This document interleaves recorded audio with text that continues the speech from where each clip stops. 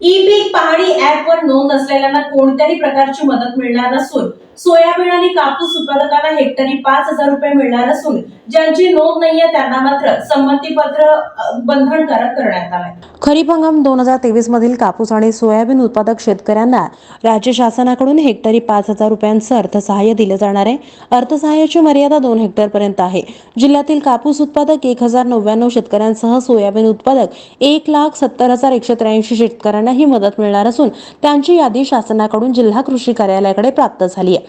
त्या शेतकऱ्यांना आता माहिती संकलित केली जात आहे। राज्याच्या कृषी विभागाकडून मिळणारे हे अर्थसहाय्य खरीप 2023 मधील ई पीक पाहणी ॲपद्वारे पिकांची नोंद केलेल्या शेतकऱ्यांना मिळणार आहे।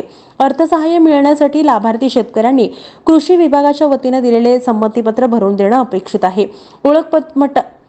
तसेच ओळख पटावी म्हणून आधार कार्ड द्यायचं आहे। संमतीपत्रात स्वतःचं नाव, मोबाईल, आधार क्रमांक बिनचूक लिहून कृषी सहाय्यकांकडे द्यायचं आहे।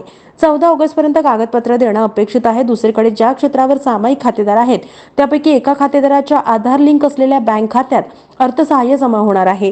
त्यामुळे अन्य खातेदारांनी ना हरकत प्रमाणपत्र देणं बंधनकारक आहे। त्याशिवाय त्यांना मदत मिळणार नाही। लाभार्थी शेतकऱ्यांनी मुदतीमध्ये कागदपत्र कृषी सहाय्यकांकडे जमा करावीत असं आवाहन जिल्हा कृषी अधिकारी दत्तात्रय गवसाने यांनी केलंय।